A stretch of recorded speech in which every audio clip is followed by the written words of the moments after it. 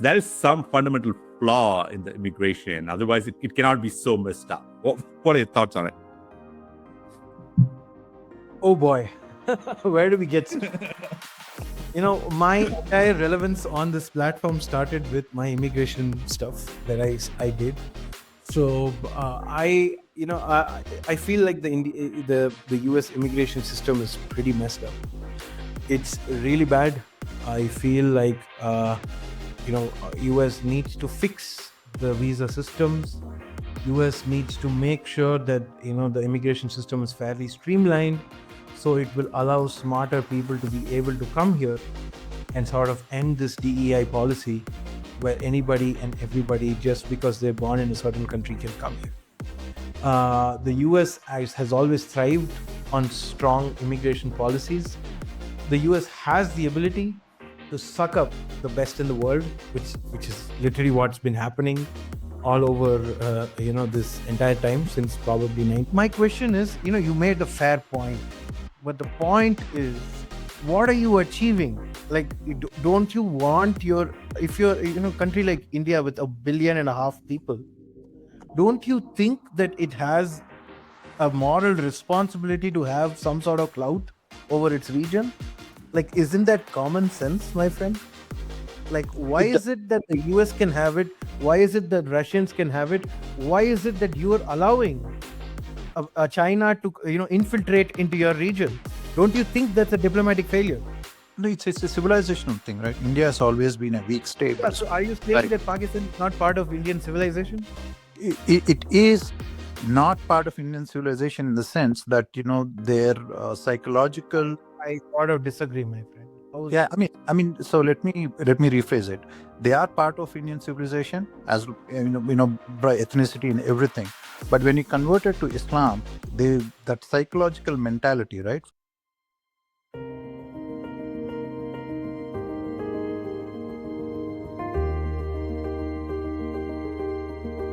In a world filled with possibilities, one truth stands out. Everyone is a pathfinder in their own journey. Whether it's charting new territories in leadership, embracing the future with technology, or nurturing humanity, pathfinders are everywhere. Pathfinders, a platform built for everyone. We believe in the power of connection, the spark of curiosity, and the potential to inspire. Here we bring people together, not just as professionals, but as dreamers, thinkers, and change makers. Through engaging podcasts, thought-provoking digital conferences, and dynamic audio roundtables, and many more, we create spaces for meaningful conversations. We celebrate those who seek to understand, innovate, and lead. People like you.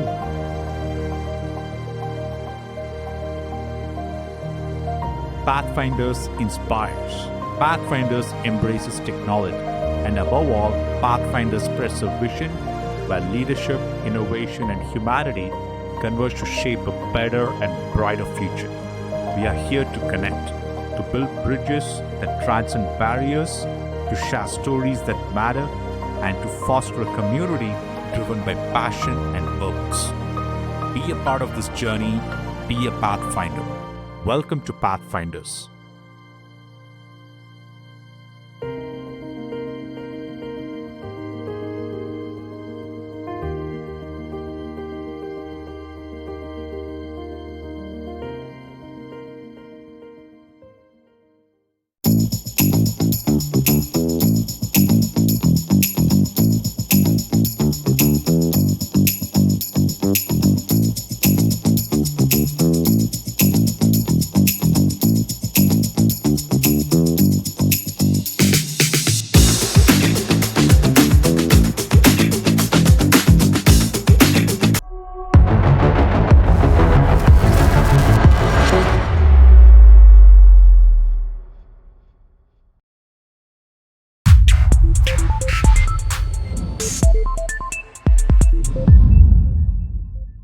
Hey everyone, welcome to our very first, which is going to be an electrifying Pathfinders exclusive X space. We are thrilled to do this. We're thrilled to introduce the dynamic Indian American commentator and thought leader, Sidharth. renowned for his incisive geopolitical insights and passionate advocacy for a resurgent Hindu civilization. Siddharth is a commanding voice in today's discourse. From championing a stronger US India strategic alliance to boldly confronting xenophobic rhetoric in the States and advocating for Hindu rights globally, his articulate and often polarizing statements style ignites both admiration and spirited debate.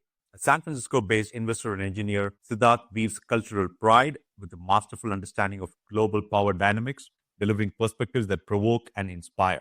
Let's get ready for a captivating discussion as we explore his unapologetic takes on immigration fairness, combating prejudice, and the global fight for Hindu dignity. Siddharth, man, welcome. I look forward to our amazing conversation today.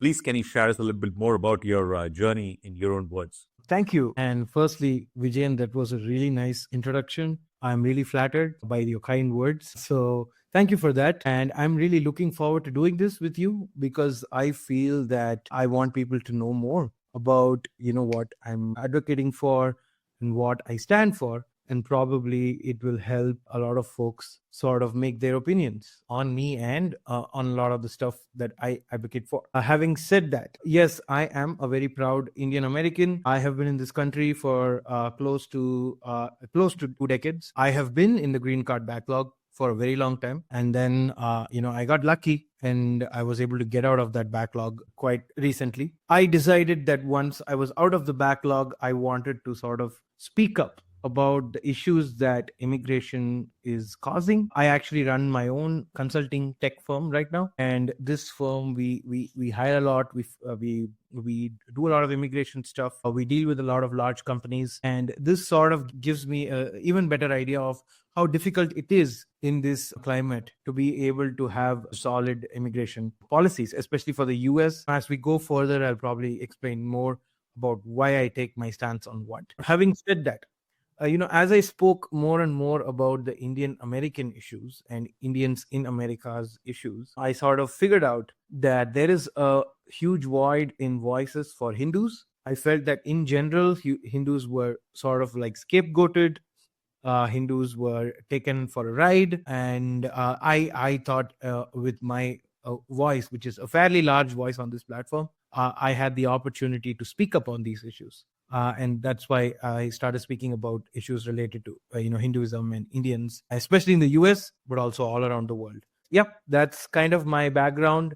Thank you. Yeah. No, very. I love your comments. I've been following you for quite a while, and Atul is a good friend. He's a mutual friend. But before we dig deep on any further issue, I mean, just quick background for anyone listening is I spent a good amount of time in the US as well. I was on the I-1s of kinds in the US for a good 5 years. Then I chose to move north for various reasons. But I totally, it's the personal issue when it comes to immigration and US and North America, and like there's a lot of like overlapping threads that I want to go over with Siddharth today. And Siddharth, before we deep dive into any of this issue, like what was your childhood like, and like what was it like? I mean, I know you mentioned Lagos, Nigeria, and so many. What was your childhood like? If you can paint a picture of what it was like, that I think we can understand where you're coming from often. Yep, absolutely. My family have been in Nigeria for close to 3 generations. I would probably be the 4th generation, to be honest. So they've been in Nigeria and in Africa in general for quite some time. We've also been in Uganda for quite some time. I moved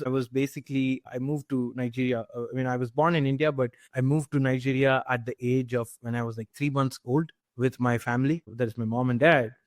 And I spent my first 17 years of my life in that country. So I have experienced everything with relation to Africa. I've been to Uganda, I've been to South Africa. I've also been to the US many times during my childhood. So I've had this experience of being able to, sort of grasp the entire ecosystem that surrounds Indians abroad, I would say. So funny thing is in Nigeria, everybody will think that if you live in an African country, it's going to be different from what you sort of, experience in India.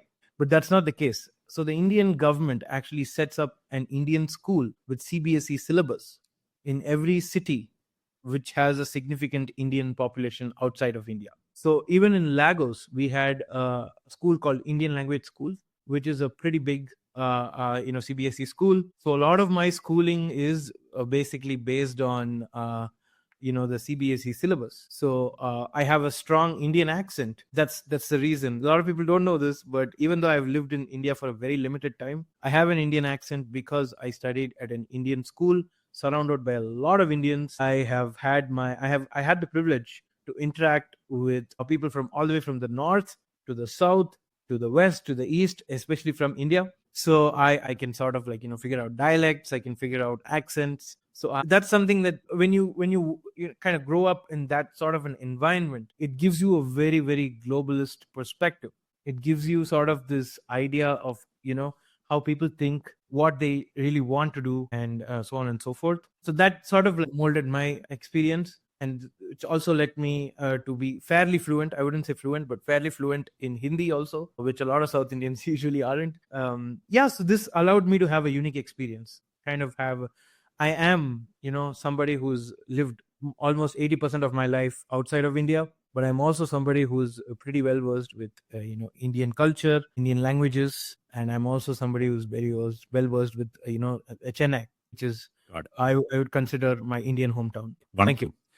So you're probably you're probably the two people who have two people I'd like to mention who have spent a good amount of time in Africa and now in States. One is Elon Musk, and the second one is probably you right now. So who has spent a good amount of time. What is the perspective of Africa that is often not known outside having you spent quite a bit of time there? I can speak for South Africa and I can speak for Nigeria, to an extent, maybe to Uganda, but I will speak primarily about Nigeria. Nigeria, a lot of people don't realize that it is actually one of the biggest economies in Africa. It is probably, I think, the second biggest economy in Africa, and it was the largest for quite some time also. So even though there is this global perception that Nigeria and African countries are fairly poor, I've noticed that is true. Of course, it's true. But if you are an immigrant, especially if you're an Indian immigrant or somebody who's coming from the West,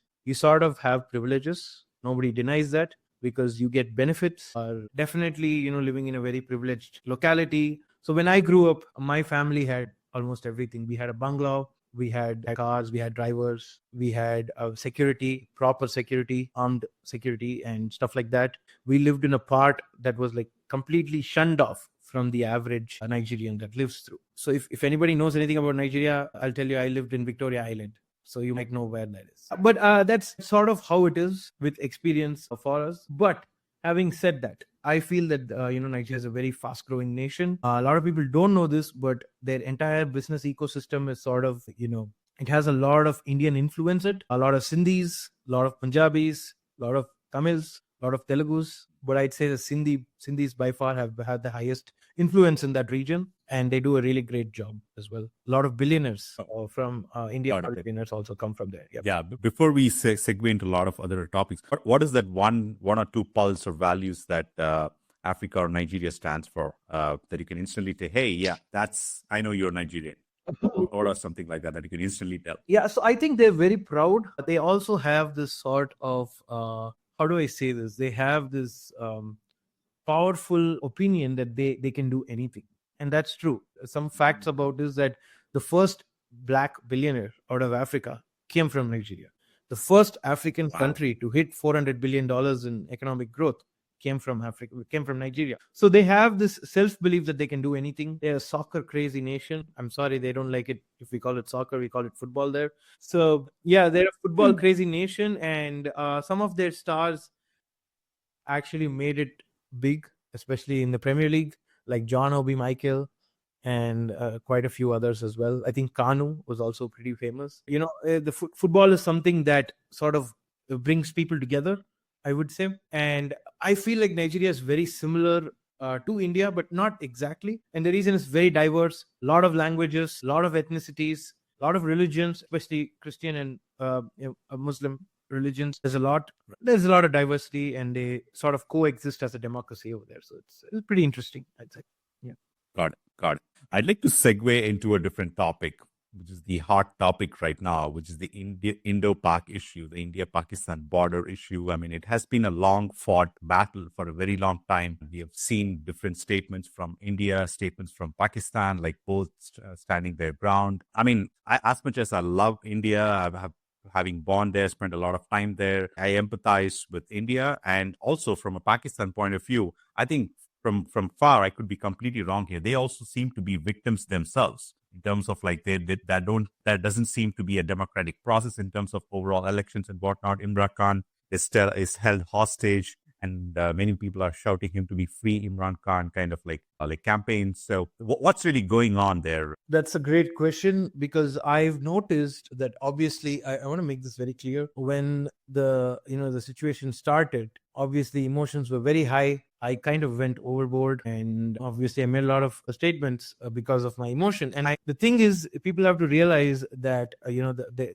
Pakistani military establishment is sort of like very how do I say this? They have a strong hold on the economy. They have a strong hold on the people, and they decide what is the rule of law over there. I'm pretty sure you know that no prime minister in Pakistan has ever finished a full term, which is pretty insane. If you can think about it, nobody has. Even Imran Khan. Insane. Insane. It's pretty insane. Yes. And the problem is the civilian government does not have the say that it requires. It's more or less just a puppet government for the larger military establishment.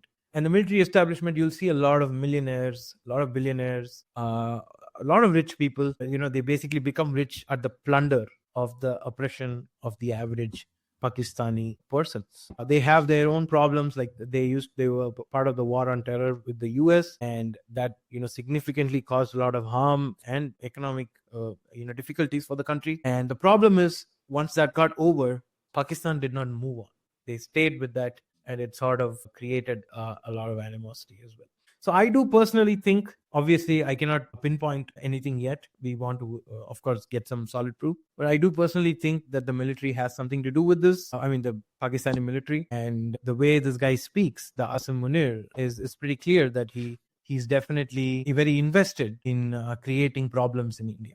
So this is my perception of that. I've also reacted and interacted with a lot of Pakistani folks on this app, and I felt that to my surprise, I would say they're some of the really kindest people I've ever met. Really polite, very rational, most of them, I would say. So it gives a perspective. So I've tried to understand what people think, what they want, and it's been an interesting journey, I would say. Yeah, I mean, like for the entire time growing up, right, about almost 25 plus years while I was in India growing up, the entire narrative was told to me that I'm supposed to hate Pakistan, not directly, but like through movies and media, and the narrative that's being played in India. I mean, I'm not questioning it, but all the time, okay, I thought they are our enemies, right? Because I never met a single Pakistani ever in India, even though they are our neighbors and we have a history and all that. That being said, my first ever Pakistani encounter was like I was in US. I came for a business trip, and one of my cab driver happened to be a Pakistani, and it was a 20-30 minute cab ride, and he said, "Hey, where are you from?" And you instantly look at who you are, and you can figure out, oh yeah, you're from that area, right? So you're East Indian kind of thing. So I thought, oh, are you from India? No, I'm from Pakistan. Okay, great. And he was a great guy. And he told me shairis and poems and other things. He was a very sweet person. He was one of the sweetest person I've met. I still remember that interaction. And after that, like you mentioned, I've met so many other people from Pakistan, very wonderful people. So, I was questioning myself, am I supposed to hate them or not? I really did not understand that question. And there was one, let me tell you one other incident. Like there was one of my friend, I don't want to name him, but he's a Hindu. He's from Pakistan. He happened to work with me in Deloitte consulting at the time, and he just had his name. I mean, he used to send email. We were in the team and whatnot. He just had his like name, and let's say his name was let's say Ram for this conversation, right? Okay, and his email would come like ram.lname@deloitte.com. Right. And I just had a conversation. What's going on? Maybe normally it's like first name dot last name at domain.com. Normally is. And I had a friendly conversation. Hey, what's going on? Maybe you have to probably check with admin or like send an email to HR to just correct the email. No, man, never gave my last name. I never knew he was from Pakistan at the time. Then the more I spoke to him, then I understood, oh, no, I couldn't give my last name. I didn't want to give my last name. I mean, like, that was really telling what's really going on, actually. I mean, as much as India wants peace and many Pakistan seems to be lovely people, I just couldn't understand the whole dynamic of it. Yeah, I mean that's a very complex issue. Of course, I mean nobody is denying that India has treated Pakistan as an enemy nation, and rightfully so. There have been wars. We've had issues with Pakistan, so you can't really deny the fact that Pakistan is sort of been that a nation that's troubled India a lot, I would say. Having said that, I feel like a lot of this. I'm just going to give you guys an example. So I think when Vajpayee was in power, he did sort of try to go and meet with Nawaz Sharif. I think it was Nawaz Sharif. I'm not exactly sure. Don't quote me on it. But he did go and try and meet Nawaz Sharif, and they sort of held this unity stuff, and they were polite. And I think finally people thought that things were over, and this century is going to be pretty good for Indo-Pak relations. But what followed right after that meeting got over, within a few days, I believe, Kargil started. So that's because the civilian government in Pakistan is doing one thing, and then the military establishment is doing one thing. The problem is the military establishment has to stay relevant somehow to be able to keep getting the funds. They need that military budget. I don't know if you know this, but Pakistan actually increased their military budget by 17% last year. Wow. At a time when they're literally living on IMF bailouts. So that should tell you how they've sort of created this situation where either you are you are for the army, aka for the country, or else you're a traitor. So Right. the civilian government really doesn't have any say. Kargil was a good example for that. Again, Prime Minister Modi went to Pakistan as soon as he got elected. Again, met with Nawaz Sharif. Things look like it's going to get better. What happened? The Pulwama attack happened again. So it's like, this, I feel like this rogue military establishment sort of has to do something to stay in power and stay relevant. And that relevance comes through indoctrinating their innocent members or their citizenry into sort of having this animosity towards India. I've heard from a lot of folks in Pakistan in my recent time that I've spoken to them and stuff, that even school books and university books, school books sort of teach some sort of India as a dushman desh and stuff like that. So that should give you an idea of how people are sort of indoctrinated into looking at India as some sort of enemy state. And I'm not blaming that. Even in India it happens. We sort of look at Pakistanis in a bad light, no doubt. But this serious indoctrination has now been hijacked by, I would say Islamism. I don't usually use that word, but I'll say it. Because now what these new generals, the before generals, there used to be a saying that, so there used to be whiskey generals. Now they're all Islamic generals, where, they're not necessarily, very modern in thought. They want to some sort of create this alliance with other Muslim nations and sort of rally support against India. So at the end of the day, the winner is still the loser is still the same Pakistani people lose. They're getting radicalized, they're getting indoctrinated, and they've been taught to get offended. And it's not just that side, it happens in India too, so I'm not blaming just them. So these things have a real impact, right? It's sort of has a lot of people I see from the border, they rake up the issue of Kashmir so much. So the real question, I ask them the same way: do you know the history of Kashmir? You don't. The thing is, was seceded to India. A lot of people don't know it. Either they're not taught about it, or they don't know it. Because you can claim that Kashmiris have a right to self-determination. You can claim that Kashmir is or is not part of the Indian sovereign state. But what you cannot claim is that Kashmir is part of Pakistan. Kashmir, there is no question there. There is no legal value. There is no legal, there is no claim there.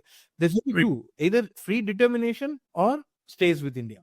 So this, I see that a lot of these younger generation, they come and talk about Pakistan is the true thing for Kashmir, which shows that they're not really informed about the real situation in Kashmir. Cool.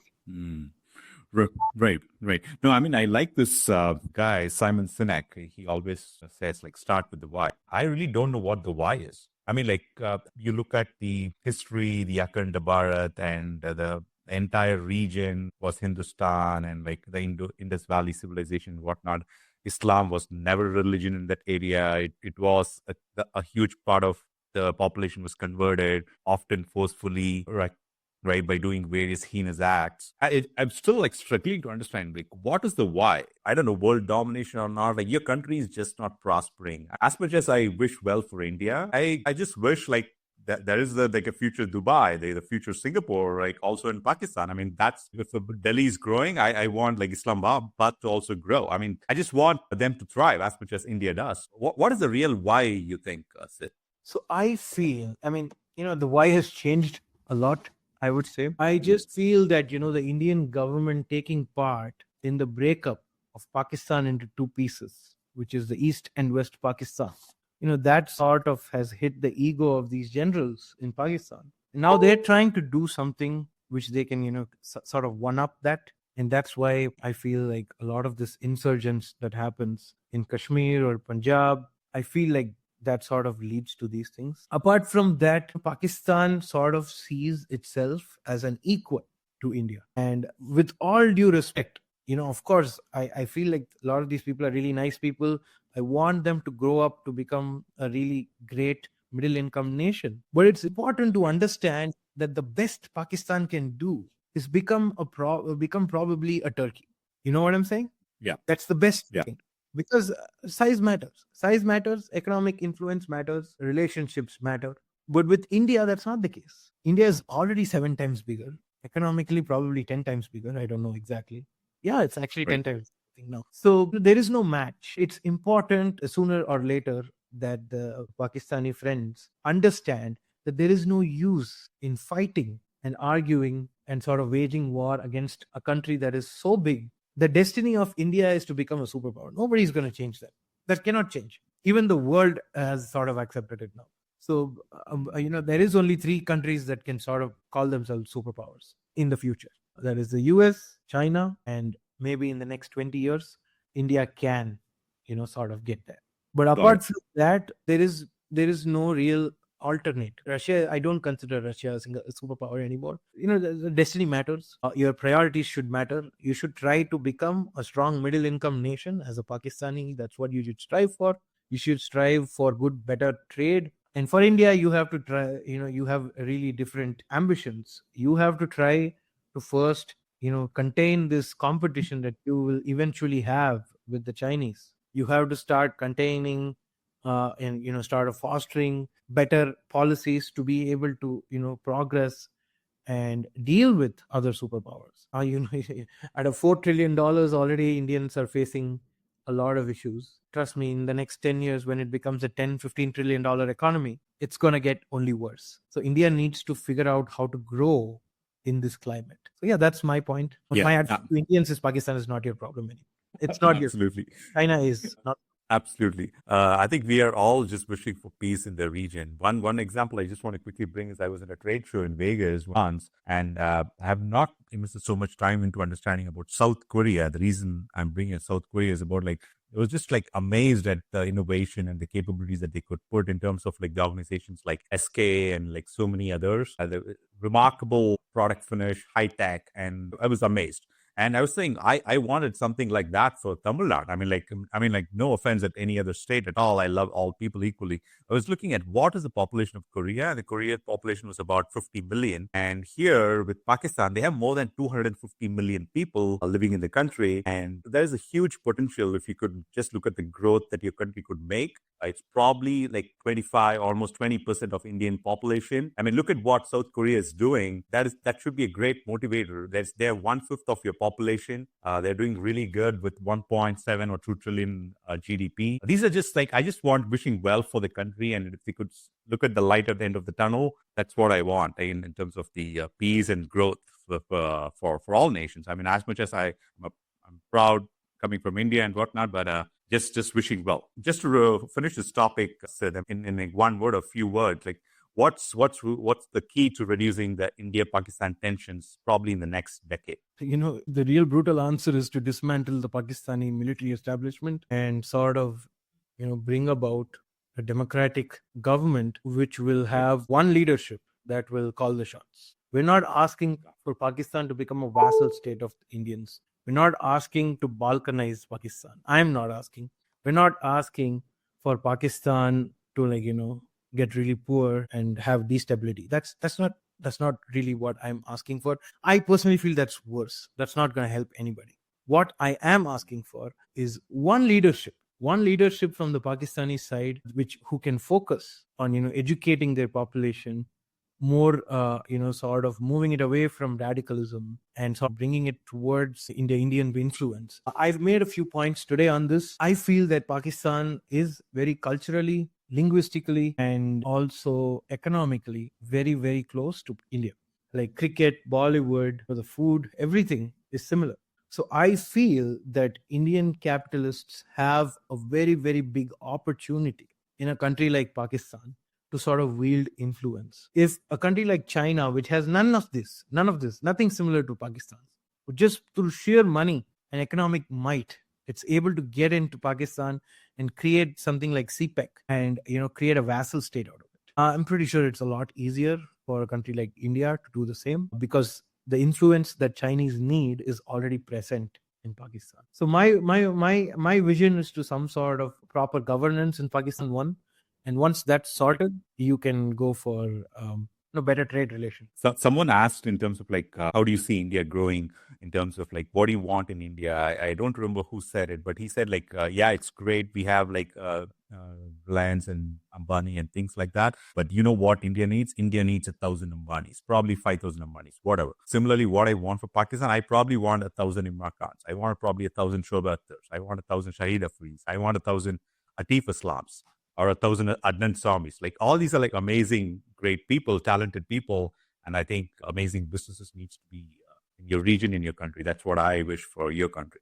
Anyway, segueing into a totally different topic, U.S. immigration. It's been a favorite topic. I mean, many millions of people, especially coming from India, or if not China, EB2, EB3, H1B, I-140. These are, they're even in the middle of the night, if you wake them up, okay, what's your priority date? I mean, they would know it. They would know the answer, right? So it's such a fascinating topic. I mean, I think long story short, man, I think there's a fundamental, I mean, as much as I love US, the spirit of it, the exceptionalism of it, there is some fundamental flaw in the immigration. Otherwise, it cannot be so messed up. What are your thoughts on it? Oh boy, where do we get my entire relevance on this platform started with my immigration stuff that I did. So I feel like the US immigration system is pretty messed up. It's really bad. I feel like, US needs to fix the visa systems. US needs to make sure that, the immigration system is fairly streamlined so it will allow smarter people to be able to come here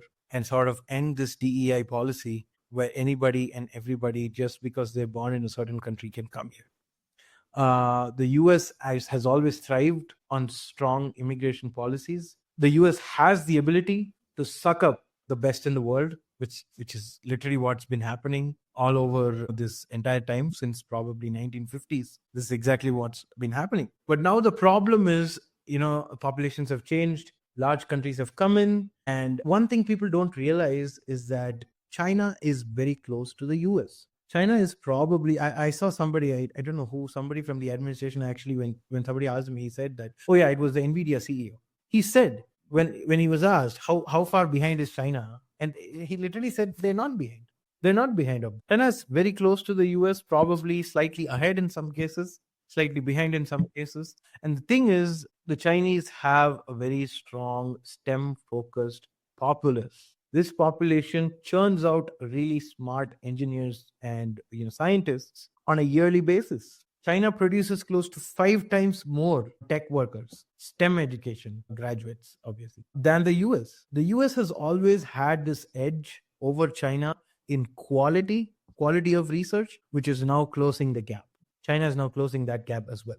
So if we don't fix, I'm an American, so I'm going to talk about American policy. If we don't fix the immigration policy, where we sort of bring about smart people and have the ability to suck up the talent of the world. So I think the loser is going to be the United States. The US has a serious immigration issue.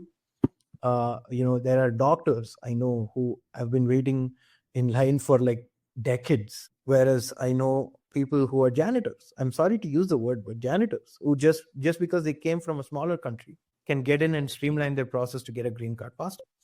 So this system where it sort of gives preference towards country of origin rather than skills is a big problem. It enforces mediocrity. It enforces socialism in a way. That's really bad, and that shows. We're seeing a lot of decline in the U.S. as well. I'm pretty sure the Trump administration will do something about it. So I'm hopeful. Yeah, all the letters, I think I couldn't say all, but like many different letters of the visa system, H, L, B, all kinds of visas on the passport. I love the country so much. Recently, I think probably like in the last 6 months or so, I happened to have a conversation on my podcast, Pathfinders, with a Swedish founder. He left Sweden and started innovating in China. He went to Beijing in '08 or '09, around that period, and started innovating there. He spent about good 15, 17 years in China. There's something that he said that was profound. He said, like, America needs to wake up. You're probably a decade behind. He said it twice. America, you need to wake up. You're a decade behind. And I asked him, the way you say that, and he told me something profound in terms of like, hey, Vijay, if I were to call a company and tell them I needed this futuristic robotic kind of a product, and I tell them these are the specifications, is what I need, in phone, they are able to design, manufacture, and door deliver in 2 weeks. And he's in Hong Kong right now. He's in the Hong Kong, the Bay Area. And he said, like, this is not possible in my own country, in Sweden, in Europe, or in North America today. That is growth. I mean, like we can say 100 different things in terms of low cost labor and so many things, but in terms of the speed and innovation, this is what they give me, and I want to be at the place where people are innovating. And like I think there was a moment of like lesson learned in terms of like where the West has to go and or could go in terms of, I think having President Trump in the office is the right direction, but I definitely think China could be wrong in so many things, but they seem to be doing heavily in terms of the growth. Just from the last 3 decades, man. I mean, China was not this fast or innovative. They was pretty much like, the overall notion about China was this like a low cost, low premium product, not high tech at all. My own personal experience, I ordered like a gimbal for like shooting videos or something. There was this company DJI, just their packaging. I mean, it was as good as like Apple packaging. Just my personal experience. What are your thoughts? Yeah, I think the Chinese have sort of mastered the ability to manufacture. They've already exposed the entire hypocrisy of the West by showing that even the most luxurious products that are made in Paris and France, Italy, are all basically made in China. And that's the truth. The problem here is, if you go back a little bit towards history, this problem was created by the US. People don't like to admit to it, but the US sort of created this system where they forced China into WTO, and then they also dumped all of their manufacturing for cheaper China. 100%. And today we see that the system that Tesla built for making its cars was easily, some companies scammed the IP, and they made the same thing for BYD or some other car company. And nobody can do anything about it. The Chinese government's not going to do anything about it. The US government has no say in it. And because the problem is, it's so easy to plagiarize in the Chinese society. So the problem is, like, a lot of the Western products are actually counterfeit products, are made very easily over there. And there is no due process. They get scammed. I know for a fact that I've seen stories of people, like small products. I was seeing this video a few days ago where this person was making some toys for children, and she got it manufactured from China and brought it here. Few days later, she's seeing that the same product is manufactured by the same manufacturing company for like probably 1/5 or something of the cost. They're selling it through Amazon and stuff in the US themselves. So you see, there is a big counterfeit problem, and they've taken massive advantage of it. And unfortunately, they've gone towards a point where China has scammed the hell out of the West and US. Eventually, IP violations, all of it. Yeah. all of it. And now they've got to this position where they're like the global hegemony and the US sort of like depends so heavily on the Chinese for manufacturing. And this is where there is an opportunity for India, because it's pretty obvious that the Indians are looking for bringing in investments into India. And a lot of companies from China are sort of trying to divest, and they're trying to move to, like, not Taiwan, sorry, they're trying to move to Vietnam, they're trying to move to India. So, it's a great market for the Indian to tap in. And some of them are also coming back to the US, and automation will take precedence as well. So, yeah, I think this is a great time for Indian manufacturing. Probably, if they play their cards right, there is some good opportunity out here, I'd say. Got it. Got it. One funny example in this whole thing was like my first ever experience in the US. I landed in the hotel like around like late around afternoon or evening, and I just slept for the next 12, 13, 14 hours because of the time zone and so many other things. And I suddenly woke up early in the morning, and I didn't know where I was. The hotel was close to JFK, New York airport. I suddenly woke up after sleep. I just couldn't figure out where I was because of the time lag and everything. And I took a remote, and it said made in China. And I had to get ready for the office. So I was looking for the iron box. So I looked at the iron box. It said made in China. And I looked at the coffee maker. It said made in China. Like for a second, I knew I was not there. But like for a second, it made me question what is happening. I thought I was in US. That was my first experience. Said, don't get me wrong. That's my first ever experience. But that like gave me a shock. Oh, wow. How much have we actually outsourced in terms of manufacturing to China, right? I didn't think about it then, but many years later, I thought about that moment in terms of like you mentioning in terms of like our own history. I mean, people wouldn't admit it. Many companies, including Walmart's and whatnot, it's an entire like a download of the Chinese production, isn't it? So I think that a lot needs to be done in terms of like bringing back manufacturing, leveraging India's capability, and strengthening stronger partners who will actually look for growth, mutual growth in both the countries, instead of just like ripping off with low prices and whatnot. So just wanted to share the personal experience myself. So coming back to the U.S. immigration and this whole green card backlog and fairness, what do you think? What do you want to speak to the people? I think last I checked was it 1.8 million, or I could be wrong, roughly around 2 million people waiting on the green card backlog alone. What do you want to speak to the people who are like, have an I-40, have a priority date, they're just being waiting, they have their kids who are going to be, once they turn 21, everyone knows like they probably have to leave the country or pick a different visa, like an F1 or whatnot. How do you speak to them?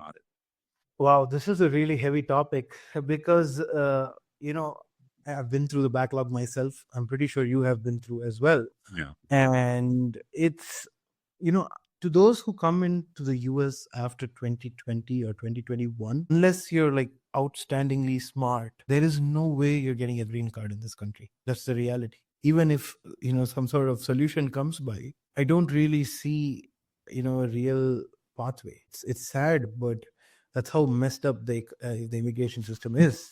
If you came in probably, until 2018, 2019, maybe within the next 20 years, 30 years, there is a chance that you'll get your green card. So the problem is, so if you've been here for like close to 10, 15 years, my advice is, you can sort of wait. A reform is coming. I'm pretty sure that this administration is taking merit pretty seriously. And I have some good confidence that, there is some immigration overhaul that's coming up. Having said that, I feel like the backlog will be sorted by this administration. I'm very confident about it. I've said this many times and I'll say it again now. But do I have confidence for those who want to come like tomorrow? I don't think so. I feel like the Indian youth, especially Indian youth, if you want to come to the US at this time, you should know that you're always going to be on an H-1B unless you are outstandingly smart. And H-1B status is not something that's easy to be on. It's very restrictive. It has a lot of stress involved with it. You are always dependent on your employer. So there is a lot of issues with it. So my advice would be to stay back and sort of build your own country and make India great again, rather than come to the US and sort of, waste your life.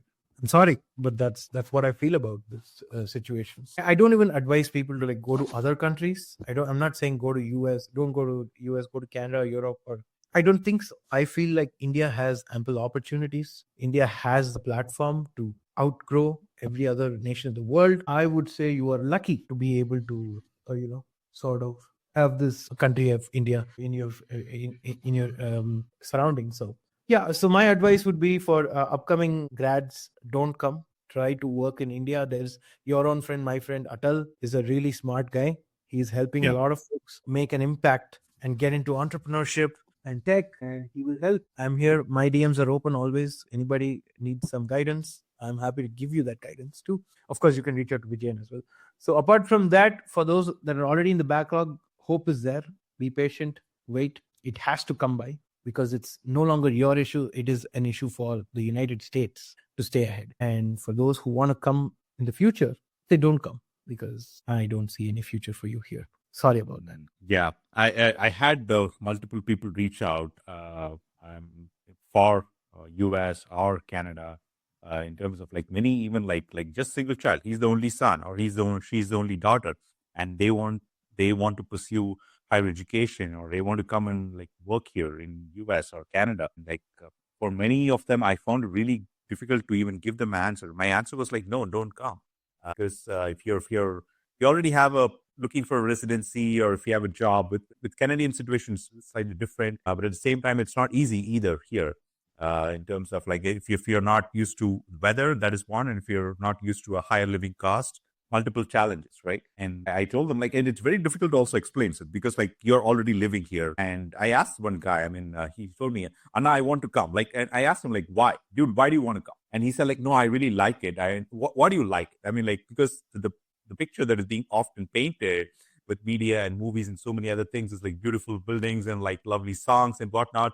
They're fascinated by the West, right? I mean, we cannot blame them either. So it's like it's not their making, and they're fascinated by the West with all these narratives and speaking that to them. And this kid is like 19-year-old, right, and 20-year-old, and like he wants to come and experience it. Like, and anything I tell them, like discouraging or otherwise, I find it really challenging to even communicate to these people.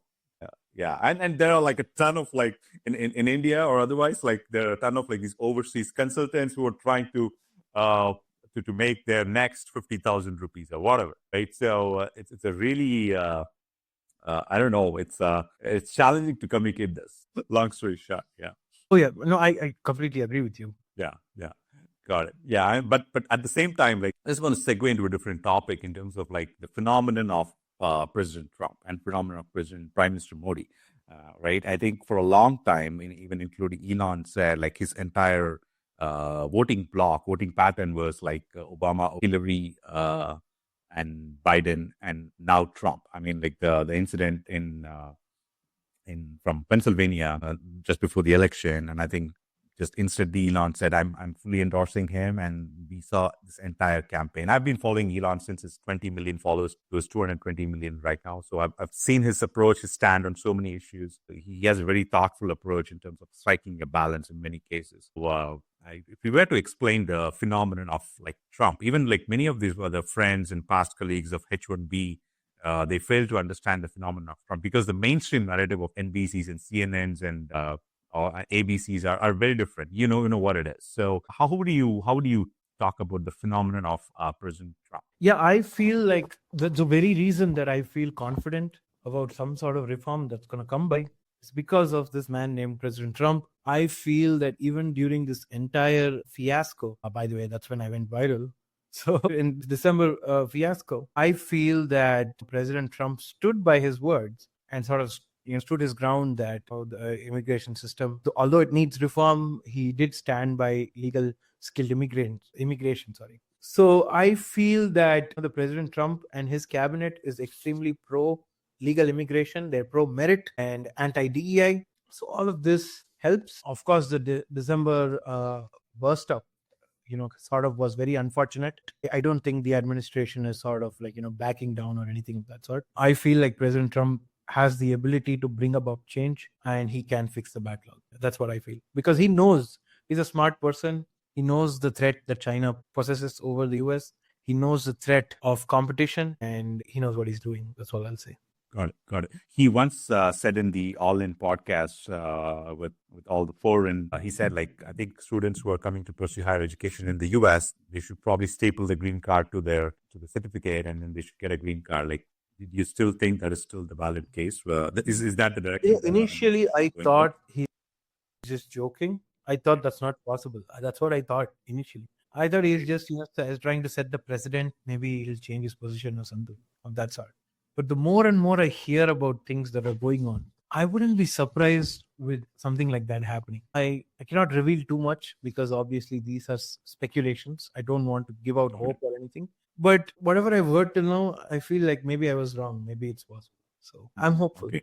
That's all I'm going Got to it. say. Got it. Okay, I understood. But during the entire time of Biden era, I mean, right? I mean, there was a strong push of like the climate agenda and so many other things in California and all the blue cities, the way they were dealing with DEI, diversity, equity, and inclusion. And there was a huge push for all of this and many other things that I don't want to talk about right now. But there was a lot of heavy push for DEI and other things, which is like all but like I think Charlie Kirk or someone said like, hey, this entire DE is like the caste-based reservation system that you have in India. If you want to replicate that in US, go ahead. I mean, he was really strong about it. And what are your thoughts about Charlie Kirk from? I mean, he's the. I know Charlie Kirk. He said that? Yeah. Wow, I did He not said know. that. He said that once in his podcast, or I just saw the clip. Like you're just replicating the entire caste system, the reservation system that you have in India, out and out back in the so if that is what you want to do it, like go ahead. I'm definitely not for it. That's what he said. Like, how do you think? How should we transition this whole like the blue versus red conversation, and at the same time make progress as humanity? I'll tell you this, that was pretty surprising that you told me, because I've obviously interacted with a lot of really serious people on this matter, and I was under the impression through my conversations or whatever that Charlie Kirk's position on this is pretty close to what the Trump admin is and what Vivek's position is. Charlie Kirk sort of mirrors what Vivek said, and I sort of agree with that too.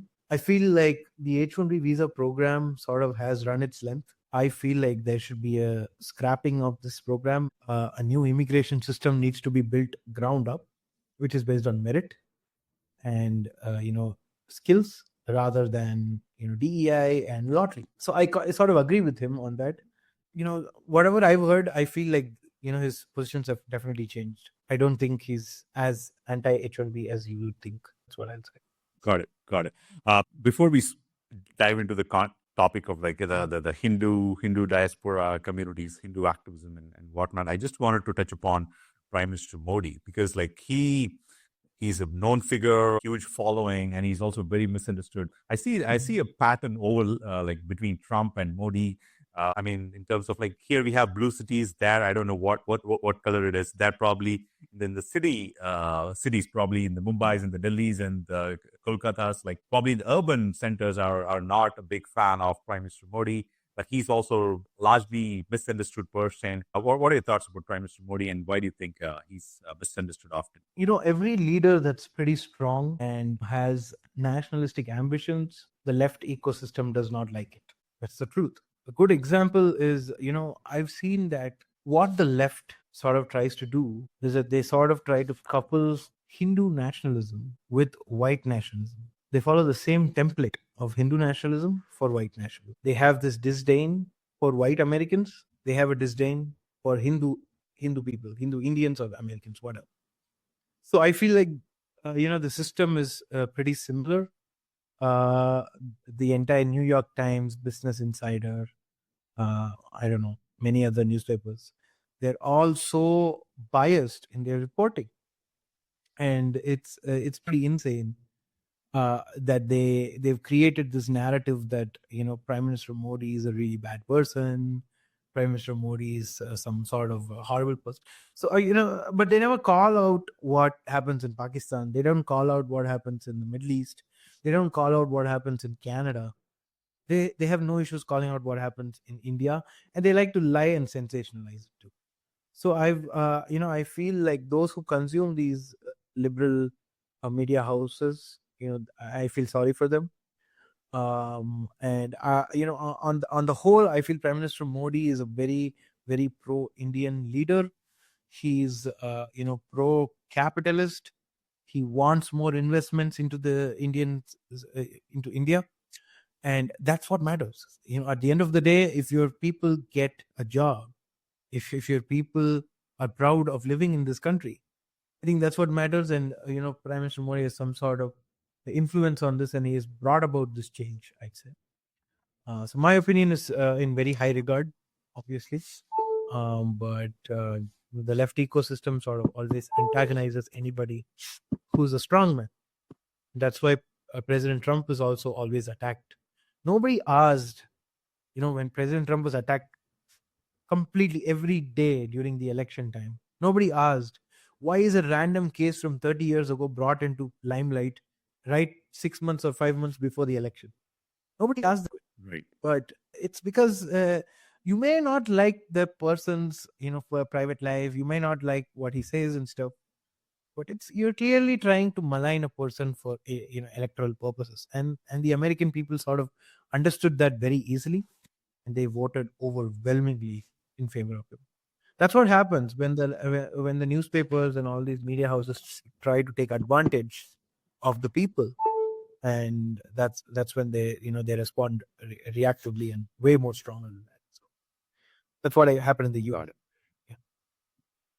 Yeah, no, I'm just gonna remind everyone, like the two people who are listening to us, yeah, we will definitely get your questions. Go ahead and request for speaking. We will very soon give you an opportunity to ask your question to Sid and us. We'll answer your question. We are almost coming very close to our conversation here. Uh, uh, Definitely, we'll love to hear your questions. Please go ahead and make your request. We'll definitely review your request and get your questions, make you a speaker very soon. Uh, that being said, Sid, I mean, in terms of this whole left and right ecosystem, many seems to understand the right very clearly, and the left seems to understand left very clearly. I mean, what is the path forward? I studied in a KV school, and I was taught always unity is strength, and you got to stick with people. You got to come together, neither as a country or an initiative, or anything for that matter. And it's like, I mean, uh, you have to coexist as a society, but there's also, you should also call out stupidity and idiocy in the society as well. How can we coexist, and how can we move forward between the left and right divide? Where do you see that going, and not just I, space but I globally? feel that wokeism has become a serious problem in this country. In the US, I'm talking about the US here. And, woke sort of creates this divide because there are some basic things like not letting a biological male, in a female competition. And even that requires a debate in the kind of environment we live in. Sadly, that's the truth. And I feel like the left needs to come closer towards the center, and the right needs to abandon this woke right bullshit and sort of come again towards the center.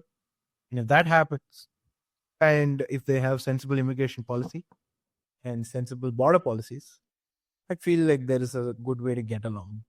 And this will only Got it. happen if both the parties, the Republican and the Democratic Party, sort of make an effort to move towards cross reach out and stuff like that. I think the Republican Party is even though there is a insane woke right, I think the Republican Party is pretty I'd say it's center right with President Trump and this administration with Elon Musk and everybody. I feel like they're not really incorporating the woke elements into it. So I'm happy about that. Mm. And the Got it. Democratic Party needs to leave out this AOC, Ilhan Omar sort of people, and Mm. bring about some sort of centrism, I'd say. Yeah. Got it. Got it. I mean, like, Trump often tweets in terms of like saying that like they just probably hate America. They just probably hate our initiative. They hating me is fine, but I think they just hate the country. I mean, like, I see that narrative playing similar in Canada, in other countries in Europe. Like, I mean, why? In how far can you go in the name of all these fancy words in terms of inclusivity, diversity, and whatnot? How far can you go hating one another? Like, why? Yeah, I mean, like, I just doesn't make any sense in terms of like, how do you even like communicate to these people, right? Because like, and the one pattern of thread that I am so often see that is like, PBD, Patrick Bet David, he once mentioned in this whole the famous infamous Trump versus Hillary debate in his 2017 election, and PBD mentioned that he was in the Harvard campus, and then Trump said you because you would go to jail. That famous statement, right? And like in this entire campus, and especially for that election debate, was entirely left leaning, right? And everyone was cheering for Hillary at the time, and because that said something, because PBD couldn't stand it, and he went next day asking the teachers and the professors there, like, why is this the case? Because why is there no representation of like societal representation in your in your campus? Like, and because he really did not get an answer, but I mean that's a question I think that needs to be asked. Why is there not enough representation in the universities? Because that's where the kids the same thing is in the school, right? Because Representation of what, though? Representation of what? in terms of like ideas, in terms of like ideologies, in terms of, because it starts from the school. Even the same thing is with the teachers in the school. Any institution, because they heavily rely on big government, right? They're not a favor of like reducing taxes or reducing government. They're a big fan of having institutional capture in everything, every part of their lives, right? Starting from schools, as much as like the teachers, schools, all of these ecosystems are required, but like the output that it produces are like heavy, proud, left-leaning people. Hey, I have a master's in XYZ. That's great, but they hate Trump. This just doesn't make any sense. That's what that I think they call it the I think they call it TDS, the Trump derangement syndrome. You know, Right. that's a problem. The problem is, in this country, if you look at these late night shows, I'm just going to take that as an example because I feel Right. like that's a perfect example to give an idea on this. So if you take all the late night shows in the US, they're all extremely liberal. They're all extremely anti-Trump, and it's insane the level of hate they have for Trump. And the problem is, if you're not somebody who thinks critically, and if you're not somebody who's someone who has some sort of experience in this environment, it's very easy to fall for it. Because who doesn't watch a late night show where Taylor Swift is going to come? Who doesn't watch a late night show when Priyanka Chopra is going to come? The problem is when there's segues only for like probably segments, sorry, so like maybe 20 minutes, but for the rest of the time, all they're doing is liberal bullshit, the propaganda against the politics. So I feel like it's an ecosystem that's built to indoctrinate. I would say the right is now coming by pretty strong. That's changing. I'd say the entire woke bullshit is changing. I'm seeing a lot of new right-leaning newspapers coming out. I see a lot of right-leaning channels coming up, One America News and all that. If so, my point is these things will change. That's all I'm going to say. Got it. I just want to segue into a different topic, and then we can open up for questions. Hindu community, the Hindu global advocacy for the Hindus and Hindus' rights, right?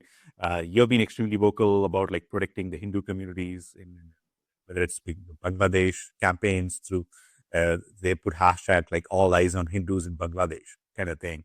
And what strategies did you really believe like Hindu activists that are worldwide should prioritize on, like how to effectively advocate for their rights and safety, especially in regions where they face like daily persecution, while also like they can foster international support and collaboration. I mean, there is a big void, I'd say. If you look at how other religious communities, operate, look at the Sikhs. They have a World Sikh organization, which is an incredibly powerful and rich board, so powerful that they can sort of ask questions. They can sort of basically bring about change. They can help choose candidates. So that's the level of influence they have. Everybody knows the influence of Christianity and Jews in American politics as well. The problem is with Hinduism. because the religion is so fragmented. There is no single governing body. Even the Indian government states that it's a way of life rather than a religion. The problem is it's very hard to get people together and give them one single representation. You can create a pack, you can do advocacy, but you'll see that the same advocacy groups will fight against each other. And I've seen this. It's hilarious. I've seen some crazy stories that I've put out about Hindus getting raped, Hindus getting attacked. And trust me, I've actually heard from organizations that tell me that, oh, this news was broken by our rival organization, so we're not going to talk about it. So that's the truth. That's the reality of what's happening right now in around the world, I'd say. And until Hindus sort of bring about this change, and there is some sort of unity, I don't see a strong voice. But if there is a unity, I feel like Hindus will have a lot of political power, because I feel genuinely Hindu people are really smart. I feel that they're genuinely very politically aligned. So, especially in the US, I'd say, even without much representation, you see a lot of Hindu Americans in the political sphere. I'd say Indian Americans. So, imagine what a proper structure would do. And I've always thought about creating a pack myself, along with my friend Vasant and many others. But I don't know, maybe in the future. So we'll see. Yeah. Got it. So for anyone listening or who will listen in the future, we'll also produce a show and like you'll get to listen to it. So what are some inspiring actions that the Hindu diaspora and the communities can take to have their voice heard and to have their representation, like a global Hindu rights, if you will?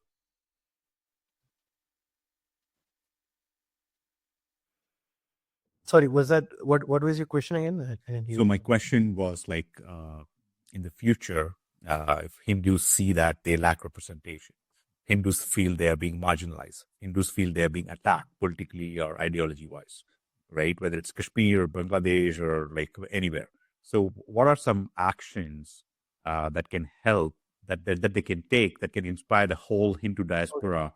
I'll give you my example out Yeah, of that. yeah, I used to be someone who would think twice to talk about, my Hindu identity. I would think twice about speaking about, how do I say this? I would say, I think a few times before I speak about, Hinduism in general. And this word Hindutva has been created into such a taboo where you sort of feel bad for using it. That's the level of, media bias that's been created. And my only advice to a lot of folks is, don't don't feel ashamed. Be unapologetic about your religion. Be proud of your religion. Be proud of your civilization. That's the only way you can actually garner respect.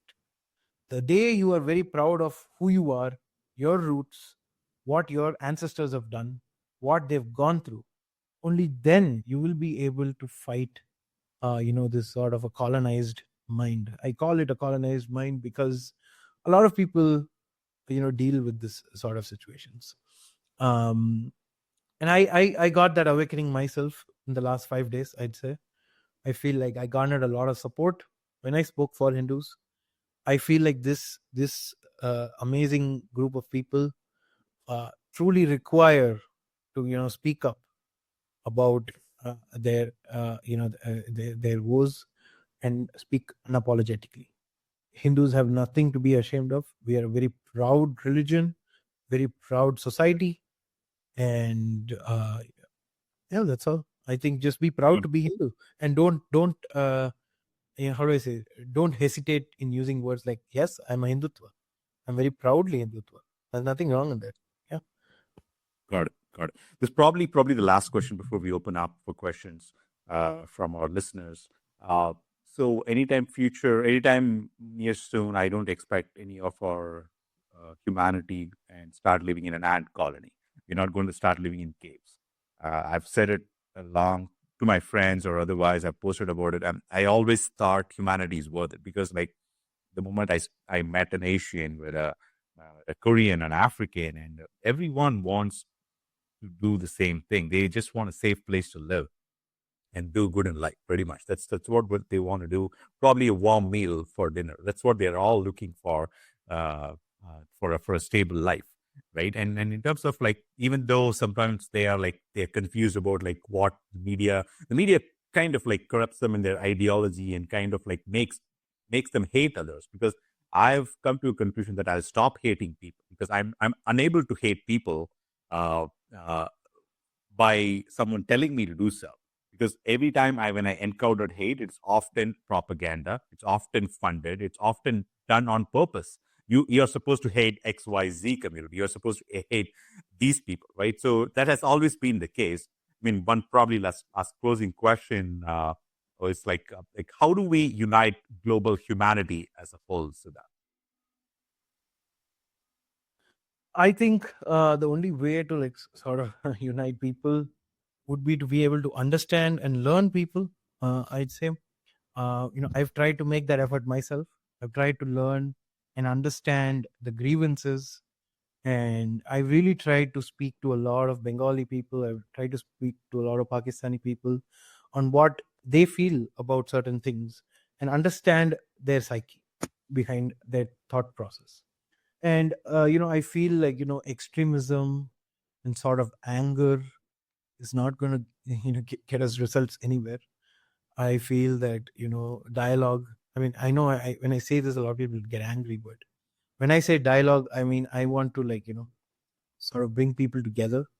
I feel the Indian hegemony has a chance in countries like Pakistan and Bangladesh, and that's only possible if you have good relationships with these countries, and that's only possible if you see them grow as well along with you, because economic and cultural coercion is always better than military coercion. And economic and cultural identities, once they become intertwined, it helps in a lot more ways for a great power than military.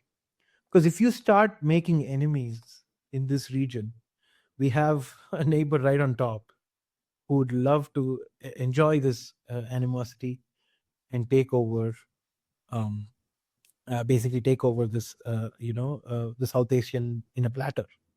So I feel serious thought should be given into that.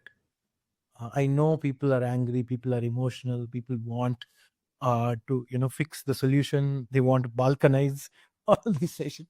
But let's be real. Yeah. Let's be real. What are you going to get out of that? Do you think Pakistan Yeah. can't make one phone call to Xi Jinping and prolong this war? China could literally play the role of what the US is doing in Ukraine, prolong the war by just constantly funding Pakistan with military equipments and money and selling them weapons. So Pakistan is already in a fairly not so great state. So they don't have anything to worry. But you being in a war for 2.5 years, that's going to affect you, you as in India, right?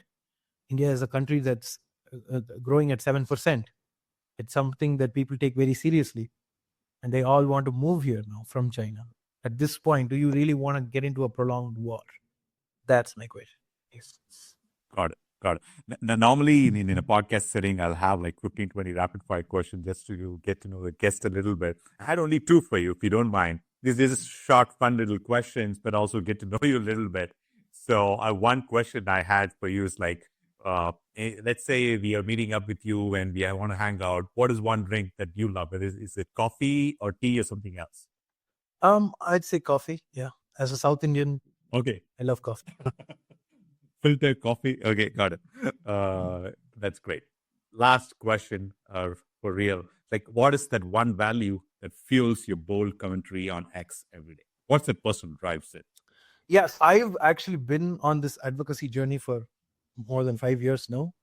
One thing I've understood is that you can win people with words. You can be as sharp as possible with words. So I feel that if your vocabulary is good, and if you can reach out people, that way you can always make a dent even in your largest adversary. So that's something that's worked for me pretty well. Even Laura Loomer, who attacked me, which is why I got pretty viral, is now my friend. So I feel like, coercion through conversation is a tactic that a lot of people don't have the ability to do, but I feel I do. So thank you. Love that. Love that. Okay. So let's open up for questions. So Sidhu, Sid, who are we taking the question from? We can take a question from WTF and Pixel Monk. Hey Sidharth, how are you, bro? I'm doing good. Thank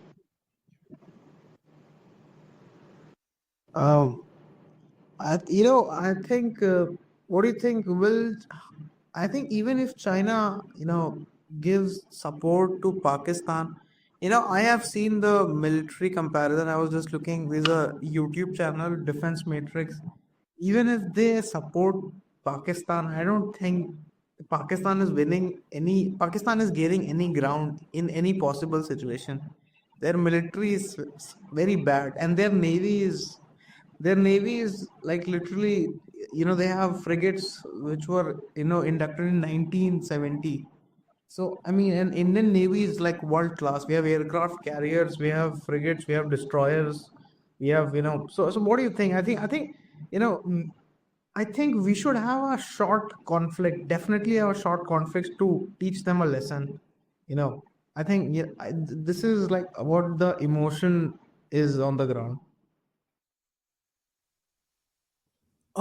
That's a good question, but I sort of disagree with that because I'll just take Ukraine as an example. On paper, Ukraine is a pretty weak country, right? But with the support, the tacit support of the West, European Union, and America, they prolonged a war with Russians for 3 years. What makes you think that China, just to screw up India, will not do the same with Pakistan? What makes you think that Turkey will not do the same? What makes you think Azerbaijan will not do the same? So you have to understand that it's very easy to go around beating the drums of war. What makes you think that this war, I mean, of course, India will eventually prevail, that's no doubt. But at what cost? At the cost of investor loss, at the cost of, panic, at the cost of negative growth rate, at the cost of you know uh, global. We just had the prime minister go and say stuff like a war is not a solution, and you want us to want the Indians to be a hypocrite and go and create war right now. So think about it. So yeah, that's my answer. But I think, but will Turkey, like, they very blatantly told that they will not give any weapon support. I read somewhere in tweet, and I mean, What on they said. China kind of can do. No, that's not what they said. They said, Turkey said that they have not given any support to Pakistan. They didn't say that they will not. So there's a big difference between that. If there was a war, they probably will. Hmm. No, you're right. But like, but what do you think? Will a country Let's not forget. I'll give you an example. Let's not forget that the Turkish are pretty good at making the drones. I think it's called the Bayraktar drones. I don't know what it's called. They have given the drones to Pakistan, which in fact led and forced India to get the MQ. I forgot the name again. Drones from MQ9? MQ9. We have and 60 of those. and from Israel as well. So the problem is Turkey does supply Pakistan with their best stuff. China will get involved, maybe not directly, but they will get involved. On a economic support or military support, and that's at the end of the day, what's the end goal? This is what I don't understand. I want to ask everybody here, what is the end goal? Do you want to create enemies in your neighborhood? It's already pretty bad. So you want to create more enemies? Do you want to lose the great power status? So a great power is a country that has serious influence in its region. What is the influence in Indian subcontinent region? We've lost influence on Bangladesh. Things are getting worse with Pakistan. Nepal is now playing a wishy-washy game with India and China. You see, Sri Lanka, yes, it's an ally, but you don't know how long that'll last. So, how are you planning to be a great power? You have to win respect all over the world, and that's going to happen when you have influence, you have soft power, you have structure. That's when you become a great power. Why do you think Russia is a great power? You see the countries that surround it in the south, they're all vassal states, or they're all, adjacent states. Why can't India do the same? You think Pakistan is culturally different? Do you think Bangladesh is culturally different? Maybe Russia. But Pakistan doesn't want us to succeed. They want they want survive. No, that's because the Indian government is not doing enough. I'm sorry to say this, because the Indian government needs to take a different approach. It's not that big of a deal to sort of have relations snap back with Pakistan. It's really not, to be honest. It's very easy to coerce, and the reason I say this is because the population is in favor of you. Do you realize the people to people connection that is there between Bengalis and Indians and Pakistanis and Indians? It's insane. I have friends who are Bengalis in my own in the US, and they're also they have a lot of admiration for India, but they also have some sort of some reason they have animosity also. What makes you think that somebody who has similar language, similar culture, watch the same films, eat the similar food, what makes you think that China can get in and create ruckus, but India can't? What makes May I, you think? may I answer that? No, I don't want you to answer. Yeah. No. Hold on. Like I just want to share a perspective or paint a picture, if you will, in this whole situation, whether it's Pakistan or Bangladesh or any country for that matter. Let's say, for hypothetically, India tries to obliterate Pakistan, for example, for the conversation's sake, hypothetically, right? Let's say 500 people get killed, right? Out of those 500 people, there is going to be a father, mother, brother, sister, cousin, friend, all of that, right? And by doing that, by more casualties, we are also ensuring that the future hate is guaranteed for the future generation, right? So I don't know how you will deal with it, because the more casualties, the more is going to be the hate, and the future civilization is going to suffer because of that. I mean, that has to be. I mean, like, I agree with Sid in terms of like having a dialogue. No, simple. matters. Vijay, here's my questioning. Like, okay, let's go to war. You want war? Let's go ahead and do it. What do you achieve? Right. What are you achieving here? Okay, you have fist thumping ability to win a war against Pakistan. You'll lose that one people to people connection that you have also. And it's like handing it over a platter, right, to China. Think about it. Yeah. That's all. Yeah.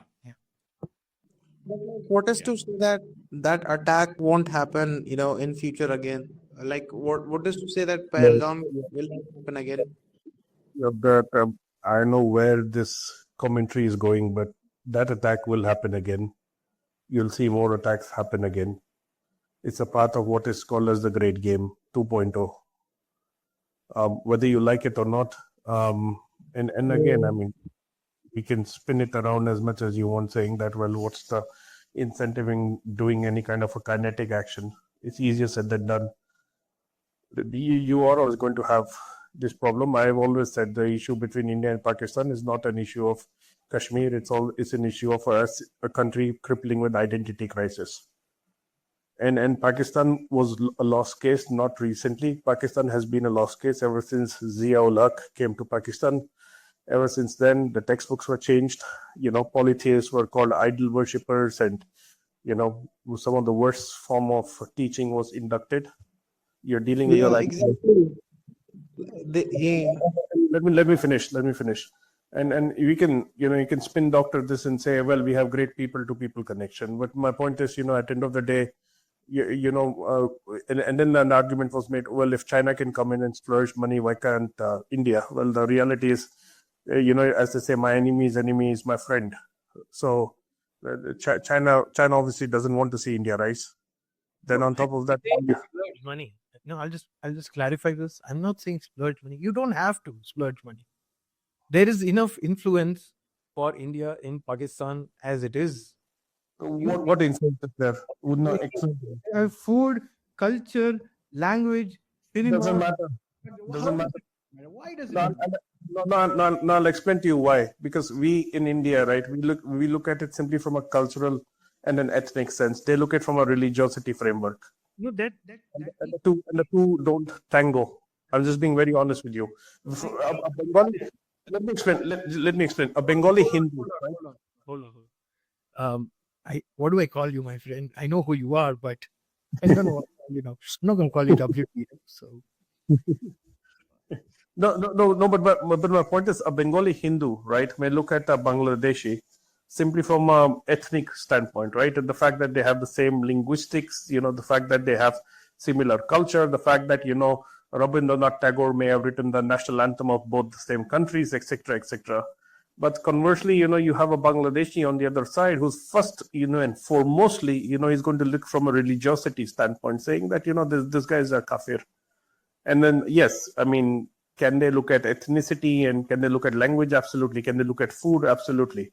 But that's not the first and foremost starting point. The first and foremost starting point is the religiosity. How are you going to drive out religiosity? You can't. You can't. So you're basically dealing in a very bad situation. You have two neighbors hostile to you. And then let me be even more brutally honest. I'm sorry, and please don't take this otherwise. You're a dear friend, Sidharth, and I'll just say this to the wider audience. There seems to be this this amnesia, right? Especially for those who live in the southern part of the country, because they are in the peninsula area, right? And they don't share hostile borders with the Pakistanis or with the swine from Bangladesh from the other side. And they haven't seen infiltration, they haven't seen destruction of their temples, they haven't seen sizable demographic changes. That their attitude is, well, basically, well, why can't we have Aman Kyash, or why can't we be friends? The reality is we have tried that. I mean, how many times? Like, it's like telling a kid, don't go close to a fire, you'll get burnt, and the kid still goes back again and again and again and again. So I'm sorry, you can talk of all these great things, but the reality is you have two hostile, savage nations who will never have peace with you, no matter what you do, right? And I say this as somebody, my ancestors came out of Lahore, and my grandparents had a great affinity towards Lahore, and because that's where they grew up. But if you ask me, third generation, I don't give a rat's ass about Lahore. I'm like, to hell with it. It's a breeding ground for future state jihadis. I'm just being honest.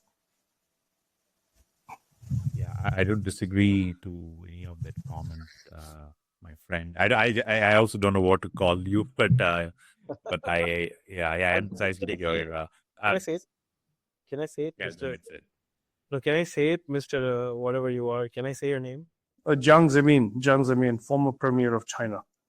Yeah, that's his name. And on the earlier point, Vijay, I'm glad, firstly, thank you for allowing me. Man, we live in times, and I live in the US too, right? I'm a US citizen, naturalized albeit, but I'm still a US citizen, right? We live in times where 60% of your AI engineers or, machine learning engineers are Chinese origin, right? You have China, which is essentially, conducting, or owning most of the supply chains, has high deal of precision manufacturing. You live in times where China through scale is innovating like no other time before. And you have China that's, producing, one port of China is producing more ships than the entire, capacity of all American ports and shipbuilding units bundled together, including the naval units. So then, in some ways, this whole argument that, we're going to stifle China. China's rise is destiny, and I think nothing can stop China, if I'm being very honest with you. I think this whole idea of, America catching up with China and all, that's baloney, because I voted MAGA, but Sidharth knows this firsthand. I'm tech MAGA. I'm not, a MAGA of the base. The MAGA of the base. I'm also tech MAGA, by the way. Just one. So the MAGA of the base is someone, who looks at you, with your foreign accent and thinks of you as some pagan third world individual, right? Who honestly took his job that he thought he supposedly belonged to him. And it'll never rhyme, no matter what you do. You can fake your accent, you can become one of them, you can, you can be a grade A coolie, be the top of your firm. and rise through the ranks, because he'll even become a CEO, but he'll never be one of them, no matter what. So I'm just being very candid, very honest. It's time, it's imperative for Indians to actually really think what their long-term vision is, where they stand collectively and individually. I think you see, you have this. You see, we have a gentleman from Bangladesh below. I wish he'd come and talk. And the reason I say this is because we can splinter ourselves, in all these identities and brackets. I mean, I was going to start off by first, saying well, victory well to both of you, because I have great affinity for the South. I've spent 4 years of my life in Chennai, but I mean, at the same time, I'm also a realist. You look at India today. Some of the most segregationist radical ideologies emanate from South, Dravidianism, and all of the the vestitutes of some of these Dravidian parties. I mean, people complain of Khalistan. What about the Dravidian ideology in the South? What about the rampant demographic changes that are happening in India in the South? I saw it firsthand. Village after village, being proselytized and converted into Christianity. So all these people who say, well, we want a peaceful world. Hell yes, even I want a peaceful world. But in there's a concept in Chanakya Niti called Shatru Bodh. And I think we just don't have a fundamental understanding of what the Shatru is. We don't understand Sam, Dam, Danda Bhed. We cannot delineate between, we don't read enough of Machiavelli and Sun Tzu and Lao Tzu. And I wish we did more of that. Hell, I wish we read even more of the Gita and actually understood how to prepare for a war and how to go for a war and how to win a war. We don't do any of these things, whether we are in the US or whether we are in India, wherever we are. So sorry for this very long rant and lament. I thought I'd just share what I believe in. Bro, can I No, ask it's a great something? point that you've shared. What do Sorry, you go think? ahead, Pixel Mark. What do you think, will CCP fall in upcoming future because of? No, it won't. No, it won't. It won't. Don't live in a la la land, believing that it would. If anything, I would say, that they are more stronger than they have ever been before. And understand this: the Chinese people have endured way more savagery, way more pain, way more hurt than any other, ethnicity from any other part of the world, especially the Han Chinese. When I hear all these people, right? Let's say when I talk to Bangladeshis, and I actually have some dear friends who are from Bangladesh, they tell me we're going to deal with China. I'm like, dude, the Han Chinese are going to give you the kicking of your life. You have no fucking idea what you're talking about. And I wish you the best of luck, in trading with the Han Chinese, because they'll show you what you're truly worth. You're nothing. You're savages. That's who you are. So China can endure. China has, China can endure more than anybody else. China has risen through.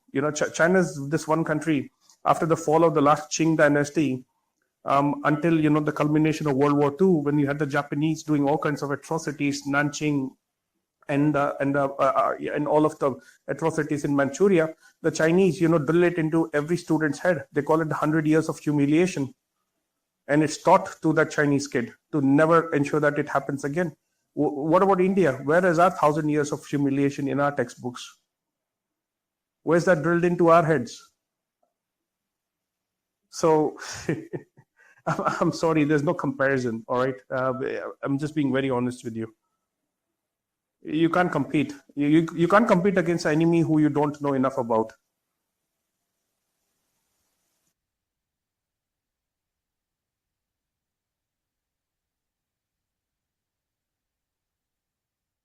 By the way, good luck with the caste census. I'll drop now. There's pin drop silence in this space. Sorry.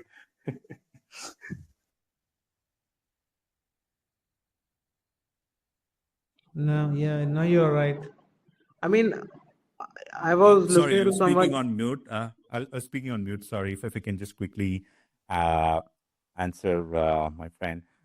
So I don't have an answer, but you bring great insights. Thanks for that. I think there's a lot to think about in terms of like what is the identity of your country, what is the identity of yourself. Often leaders speak about sovereignty of nations. What about sovereignty of individuals? Right? I often ask that question. There is no response either.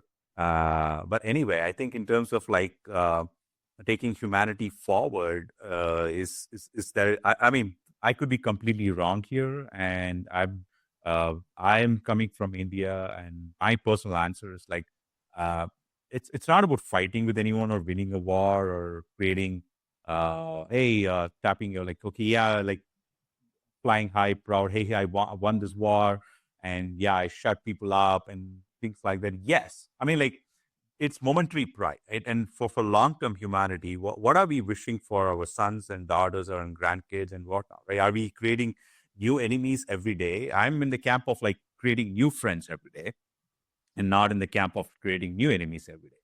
That's at least where I want to go. In terms of the identity, I know what my identity is. I'm an originally born Indian. That's what I will be. That's not my mistake. I was born in that continent. That's all it is. But I mean, look at like for inspiration. Look at Dubai. Look at Qatar. Look at Saudi Arabia. Even these days, they are looking to modernize with Neom and so many other projects, and they are, I think, understanding what the West wants to do in terms of like a capitalistic societies and how people can thrive. And I wish the global population thrives. That's what I wish on any country or any particular individual. So that's what I wish for any country. So I don't think I belong to any camp. Belong to the camp of humanity, where humanity thrives. That's all it is. And if people can come together and serve a cause, great. Or call people names or do different things and divide people. I think people should find a way to bring people together and not find a way to divide people, because the leaders and the politicians and the mainstream doing media are doing it very well, very, very well, right? So if we find a way not to follow the mainstream narrative, and if we could find a way to, there is common ground, man. There's absolutely common ground. If there is no common ground, I mean, can we drink water together? Do you like water? That's a common ground right there. So that's how I see at humanity myself. You're dealing with individuals, and actually have respect for the other side, because they're at least clear and level headed about what they want. It's amply clearly written, right, in their scriptures, to proselytize, right, to stone those non-believers, right. If they simply just went by the text in the book, right, they wouldn't be doing wrong. In fact, they would be serving their, their masters, or or who they believe in, or what they believe to be true. You see, the one of the tragedies of secularism, right, is that it distances you more from your roots than you would ever like to think. So while we all love to be secular and all, right, that's basically the easiest way of saying I have no idea of what my roots are, or I understand what my roots are. That's one of the tragedies of European secularism also, right? So when I hear such wonderful wishy-washy answers, right, it basically tells me that there's a crippling case of identity crisis. That's all it is. And I wish like more people like I learned more about India after I moved out of India. I spent several months reading about Ramana Maharishi, who happens to be from your part of the country, right? I spent reading amply about Nisargadatta. I spent dwelling into the Vedanta, the Itihasas, the Puranas, the Upanishads, the Shastras, right?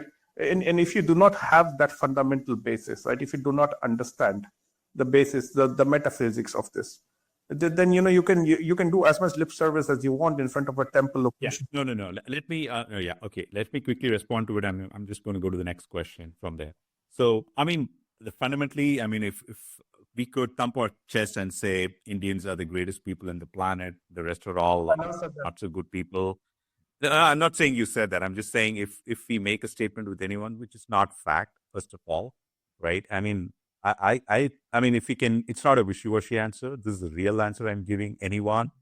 I think every person is exactly the same, but the way they have identified themselves is different. They could be an Islam, they could be a Muslim, they could be a Christian, they could be a Jew or a Hindu, whatever, right? That being said, Indians are great. Hinduism is fantastic. But at the same time, that is the only religion people are supposed to follow. All other religions are not so great. We cannot say that. And you're not saying that either. You're not saying that either. But I think we have to find a common ground to bring people together. And if we can do that in the society and live by that, it will take the humanity forward. If not, it won't. Countries will obliterate each other, and there will be never ending wars. I just don't want that. I'm just being super clear. I could be completely wrong here, my friend. But anyway, I'm just going to the next question. Jay, Can you go ahead and ask your question, Krish? Yeah, hey guys, can you hear me? Yeah. Yeah, perfect. Thanks for hosting the space. I have 2 points overall, like two major high level points. One, I'll start with the first one, which is bringing people together and so on and so forth. For me, you can ask me. Maybe a little louder, Jay, so your audio Can is. you hear me now? It's very clear. If you Go have ahead, go a ahead. question, you can ask me a question. We can have a Oh, general space later. for sure, for sure, for sure. So my Um, question is, which will include some input, but the question is how I think that we can bring people together. Yes, and you can tell me whether it's the right approach or wrong. But my question is that bringing people together is a way you feel how you feel about others, right? So for example, what defines a nation? What brings people together, right? There is no rule that these states have to be together to form a nation. It's only if that you look out more for your neighbor, and that has to be reciprocated from your neighbor, that it looks out for you, it respects you, and so do you. And that's how we bind together. We share food, we share culture, and that's how we are together. If there is none of that, if you go back to your shell and don't reach out, don't try to help people who are different from you in language or vice versa, whatever, then you wouldn't have larger states, right? You would have the small balkanization of big states like India, which is so diverse.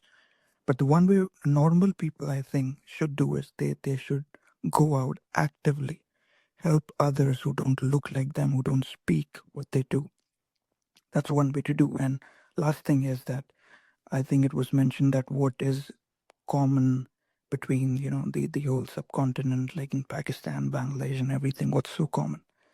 I think the common thing is the leaders of all these nations are corrupt.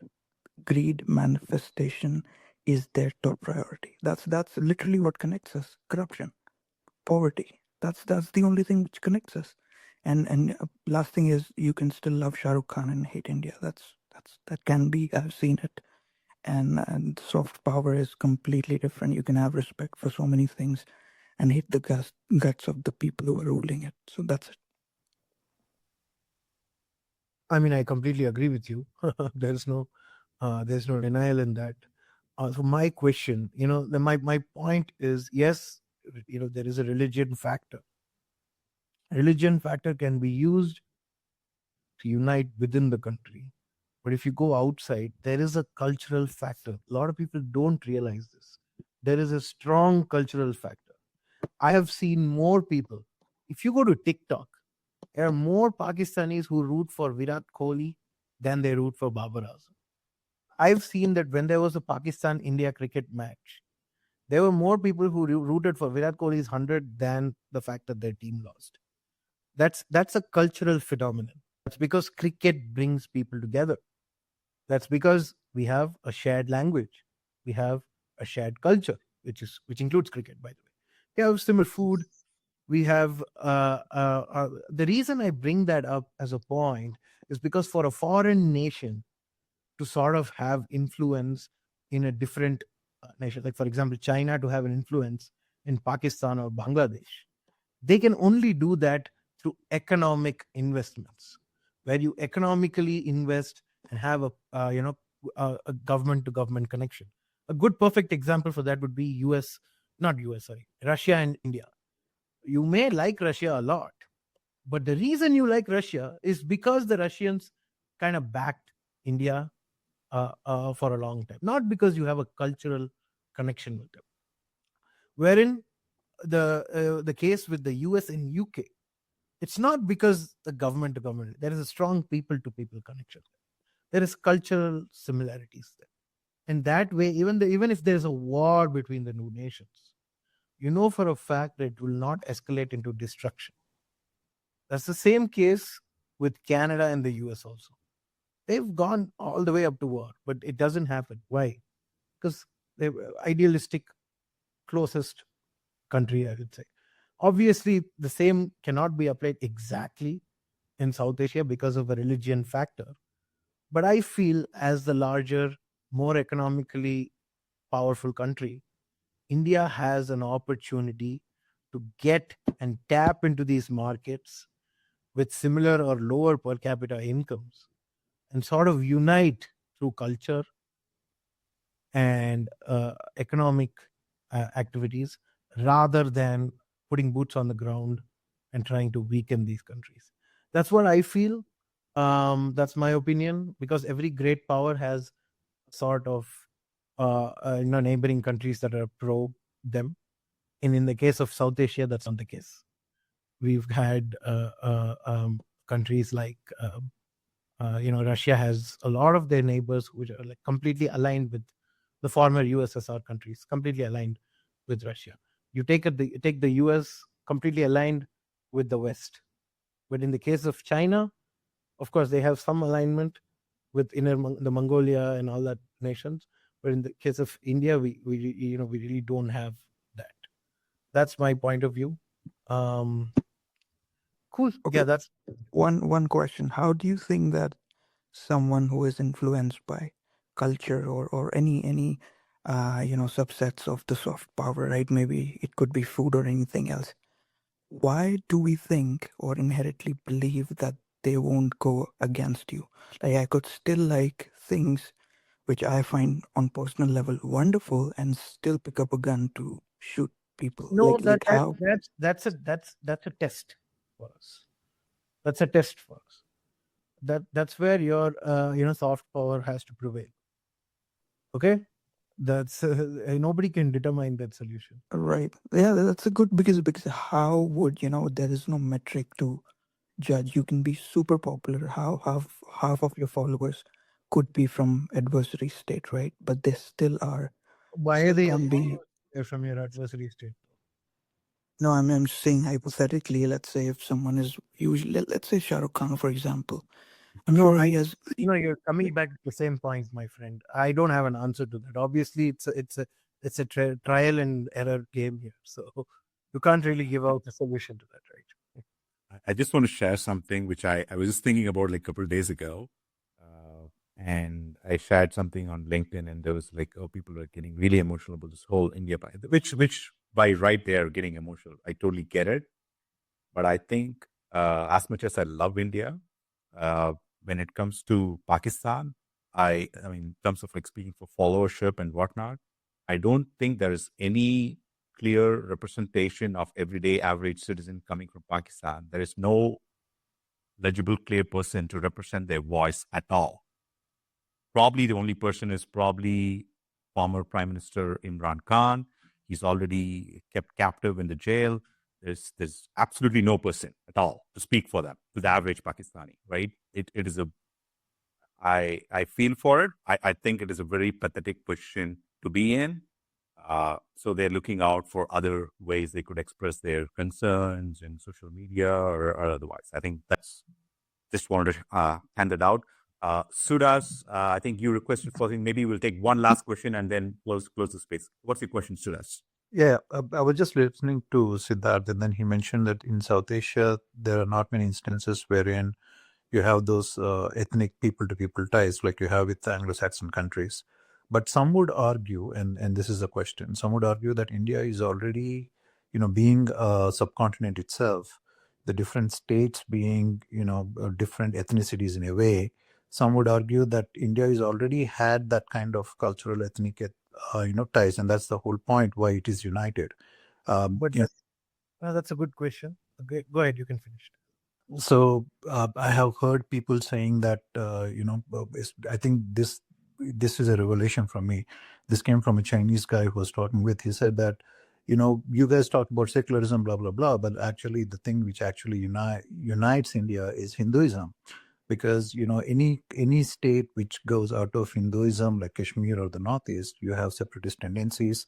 The people who are actually united in India are the Hindus. So in a way, India already has that kind of ethnic, even though they don't say it openly, but inside, deep down, people do feel connected to each other as long as they are Hindus, even though they may speak different languages or come from different states. So would that not be, if India had been like Europe, you would have argued that India already has that, people to people connections like you have with America, Canada, or Australia. Wouldn't you agree with that? Sorry, what did you say in the last? I didn't hear. So in case if India has been not been as a subcontinent, had it been like independent states like in Europe, one could argue that India is similar to the kind of But my question is, you made the fair point, but the point is, what are you achieving? Like, don't you want your, if you're, country like India with 1.5 billion people, don't you think that it has a moral responsibility to have some sort of clout over its region? Like, isn't that common sense, my friend? Like, why it, is it that the US can have it? Why is it that Russians can have it?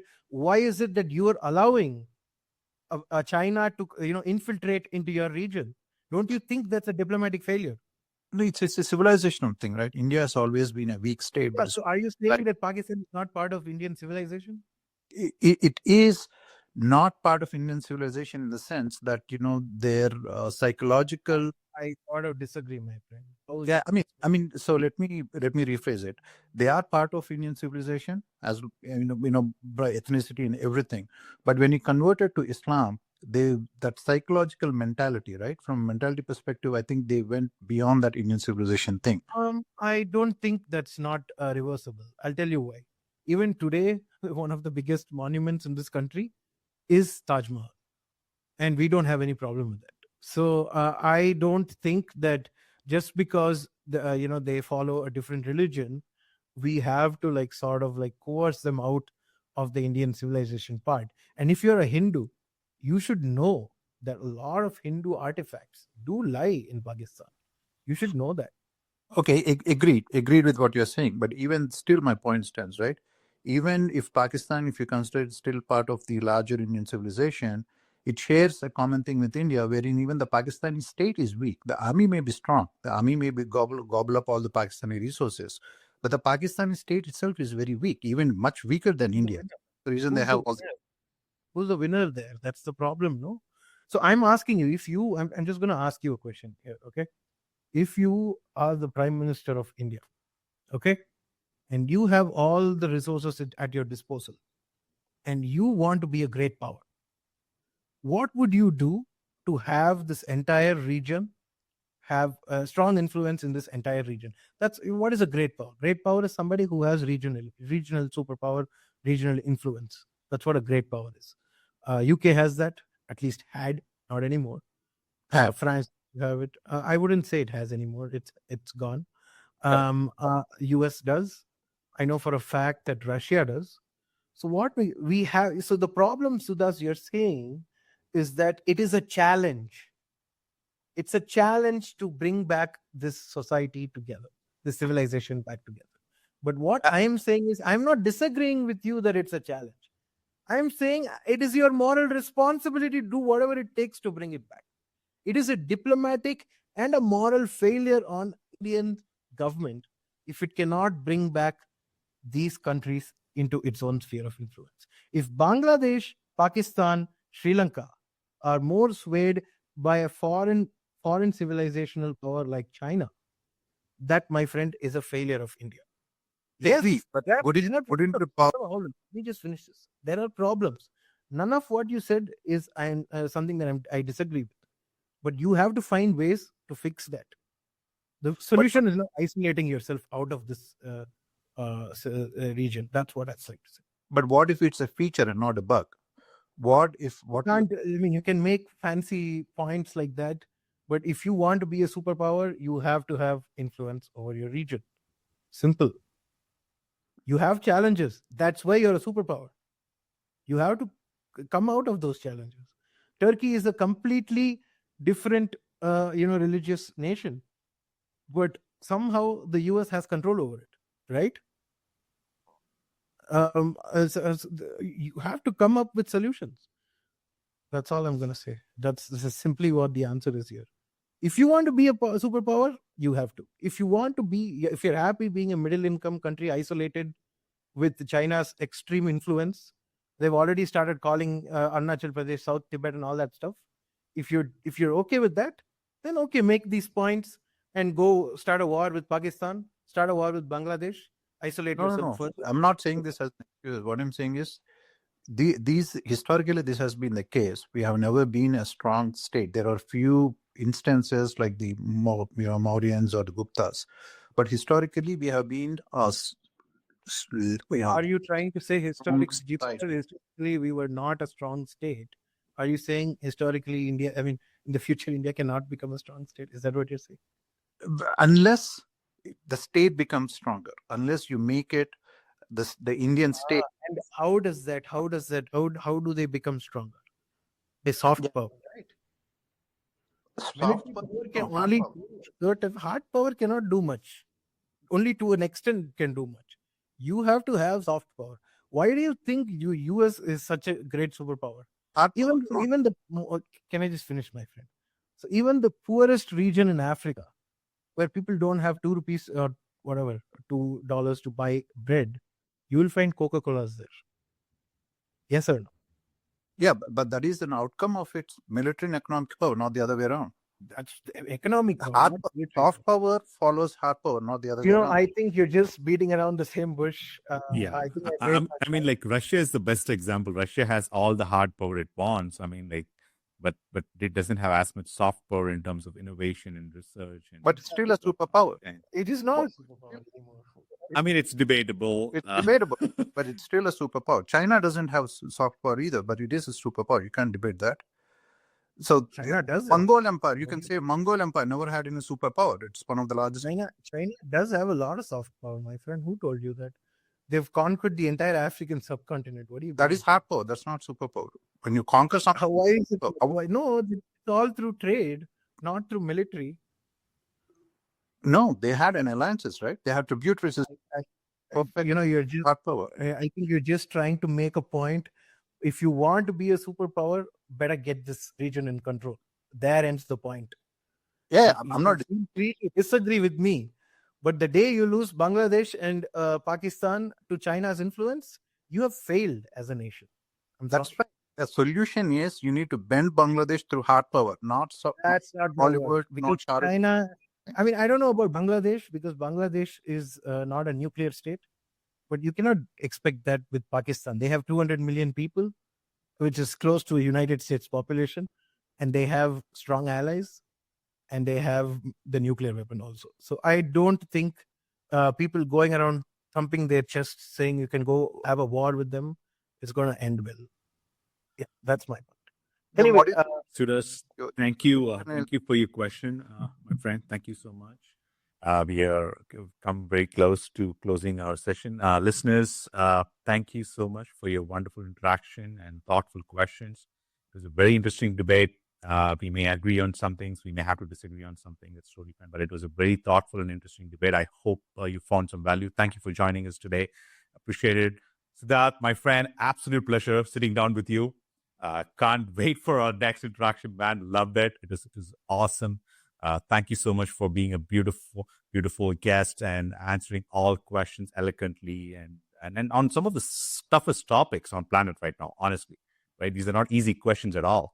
Thank you so much. And this is fantastic and awesome. Thank you, everyone. Thank you, Sid. Bye. thank you. Yeah, this is great. And I really liked everybody's question. Thank you for that. Having said that, the reason why I stand by the fact that soft power wins over hard power is because you can gain a lot of economic interest in these regions. Bangladesh and Pakistan together are a populace of 400 million to 500 million people, and they all consume the same stuff that you do. If Indian business houses have a trade access to these regions, that's going to quadruple your economy. I'm just thinking about it in a very economic way. That's all I'm saying. I understand that we're all sort of coming through after this horrendous terrorist attack, and I understand emotions have taken over us. And I also made a lot of statements which I don't think was necessarily right sometimes. But eventually, I feel that India, to be a superpower, it needs to be able to control this region in a cultural and economic way. religion will not come under. I don't think religion will be that big of a problem if you have serious cultural influence. And that's my opinion. Of course, nobody can prove that. All we can do is try it out and see.